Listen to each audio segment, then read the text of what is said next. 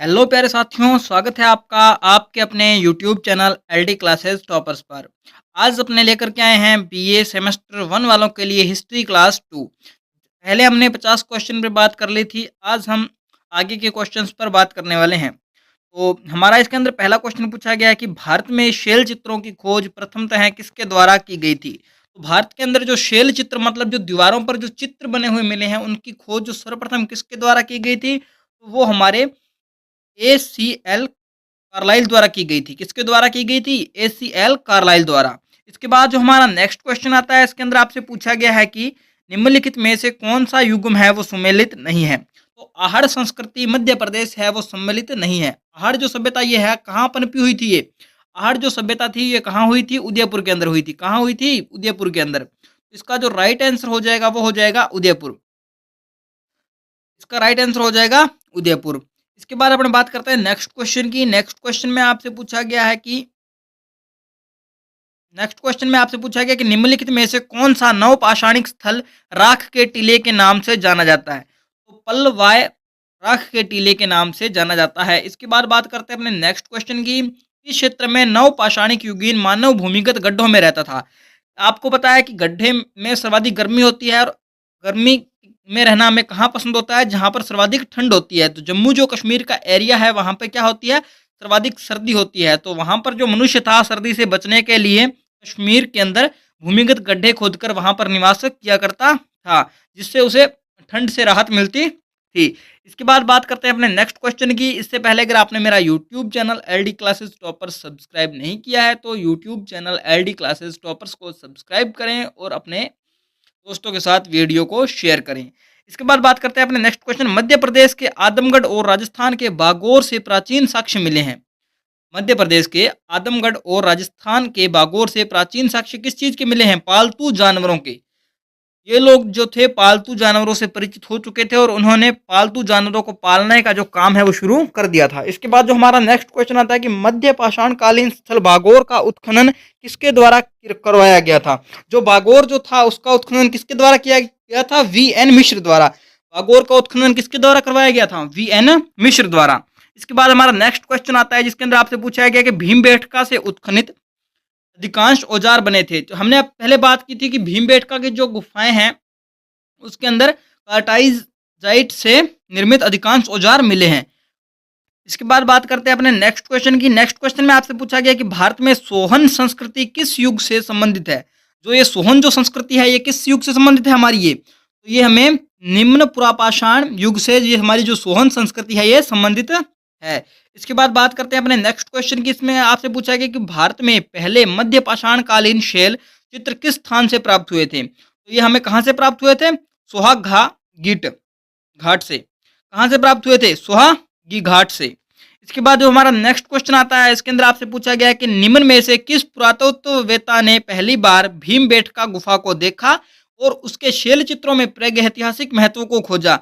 वो कौन था? वीएस वाकणकर। कौन था? वीएस वाकणकर।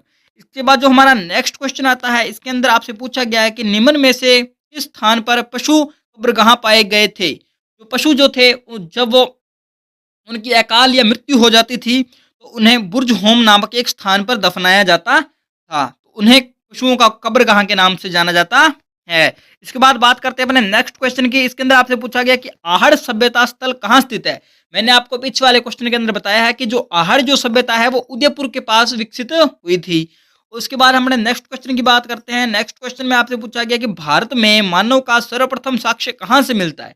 भारत के अंदर जो मानव जो मनुष्य का जो निवास का स्थान है उसका हमें सर्वप्रथम पहला साक्ष्य कहाँ से मिलता है? नर्मदा घाटी के पास मिलता है। कहाँ मिलता है? नर्मदा की घाटियों के पास। इसके बाद बात करते हैं अपने नेक्स्ट क्वेश्चन की। नेक्स्ट क्वेश्चन में आपसे पूछा गया कि प्रागैतिहासिक काल की बागौर सभ्यता के अवशेष कोठारी नदी के तट पर स्थित किस स्थान से प्राप्त हुए? ये बागौर जो सभ्यता थी ये कहाँ पनपी? इसके बारे में सर्वाधिक क्वेश्चन हमें परीक्षा में देखने को मिलते हैं। इसके बाद ये इसने जो क्वेश्चन पूछा है इसका जो राइट आंसर हो जाएगा वो हो जाएगा महासतियाँ। इसके बाद हमारा जो नेक्स्ट क्वेश्चन आता है उससे पहले अगर आपने मेरा यूट्यूब चैनल सब्सक्राइब नहीं किया है तो चैनल को सब्सक्राइब करें, बेल आइकन को प्रेस करें ताकि आने वाली हर वीडियो का नोटिफिकेशन आपको सबसे पहले मिल सके।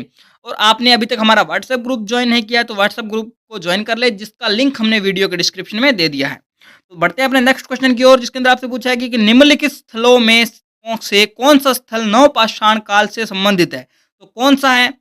सेनुआर। सेनुआर जो है ये हमारा कहाँ से संबंधित है? नवपाषाण काल से। पेशरा, बाघोर, सराय, नागर, राय, ये हमने नेक्स्ट क्वेश्चन में बात करने वाले हैं इनके बारे में। ये प्राचीन सभ्यता से संबंधित है, नवपाषाण युग से नहीं संबंधित है। इसके बाद बात करते हैं अपने नेक्स्ट क्वेश्चन की। इसमें के अंदर पूछा गया कि आभूषणों से युक्त मध्य पाषाणिक मानव समाधियां प्राप्त हुई थी। कहाँ से प्राप्त हुई थी? मेहदड़ा से। कहाँ से प्राप्त हुई थी? मेहदड़ा से। मानव समाधियां कहाँ से प्राप्त हुई थी? मेहदड़ा से। इसके बाद जब अपने नेक्स्ट क्वेश्चन आता है उसके अंदर आपसे पूछा गया कि किस प्रागैतिहासिक संस्कृति से पत्थर पर उत्कीर्ण शिकार का दृश्य मिला है, जिसमें हिरण का शिकार भाले और तीर से किया जाता था? कहाँ से मिला है? ब्रुजहोम से। हालांकि आज के समय में शिकार करना प्रतिबंधित किया जा चुका है, लेकिन प्राचीन काल में ये किया जाता था। के बाद जो नेक्स्ट क्वेश्चन आता है इसके अंदर पूछा गया कि ताम्रपाषाण काल में वृत्ताकार गर्भगृहों की प्राप्ति निम्नलिखित में से किस स्थल से हुई? इनाम गांव। कहाँ से प्राप्त हुई थी? इनाम गांव। क्वेश्चनों में आगे बढ़ने से पहले मैं आपसे एक क्वेश्चन पूछता हूँ, उसका आंसर आपको कमेंट बॉक्स में देना है। मेरा क्वेश्चन यह है कि इतिहास के जो इतिहास है इसके पिता कौन है? आपको इसका जो आंसर है वो कमेंट बॉक्स के अंदर देना है। चलिए बढ़ते हैं अपने नेक्स्ट क्वेश्चन की ओर। इसके बाद आपका जो क्वेश्चन है पूछा गया कि गंगा घाटी में धान की खेती का प्राचीनतम प्रमाण कहाँ से मिला है? तो कहाँ से मिला है? लहुरा देव से। कहाँ से मिला है हमें? लहुरा देव से। मैं आपको एक बार फिर से बता दूं कि जो क्वेश्चन आपको इस वीडियो के अंदर इस कंटेंट करवाया जा रहा है, इसी के अंदर से एमजीएसयू जो फर्स्ट सेमेस्टर का एग्जाम है, सर्वाधिक क्वेश्चन छपेंगे। उस स्थान का नाम बताइए जहां से प्राचीनतम स्थायी जीवन के परिणाम मिले हैं। तो कहाँ से मिले हैं? मेहरानगढ़ से, मेहरगढ़ से। कहाँ से मिले हैं? मेहरगढ़ से।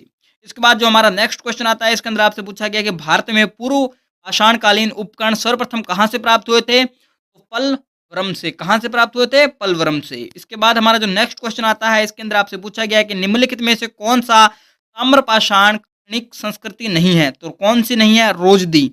रोजदी क्या नहीं है? ताम्रपाषाणिक संस्कृति नहीं है। ताम्रपाषाणिक संस्कृति की बात करें तो कौन सा है? कायथा, मालवा और जोरवे, ये तीनों क्या है? ताम्र है। कौन सी है? ताम्रपाषाण संस्कृति है। कौन सी है? ताम्रपाषाण संस्कृति है। इसके बाद जो हमारा नेक्स्ट क्वेश्चन आता है उसके अंदर क्वेश्चन में आपसे पूछा गया है कि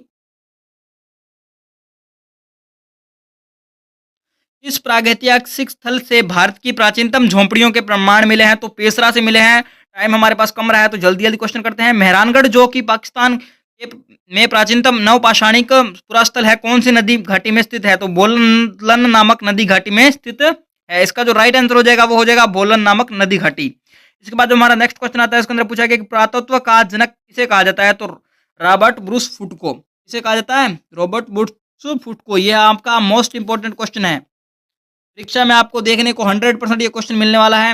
इसके बाद बात करते हैं अपने नेक्स्ट क्वेश्चन की, लेकिन आज के क्वेश्चन इतने ही थे और आई होप आपको आज की क्लास अच्छी लगी होगी। क्लास अच्छी लगी है तो हमारा यूट्यूब चैनल सब्सक्राइब करें, वीडियो के नीचे कमेंट करें और अपने दोस्तों के साथ ज़्यादा से ज़्यादा वीडियो को शेयर करें। धन्यवाद। जय हिंद, जय भारत।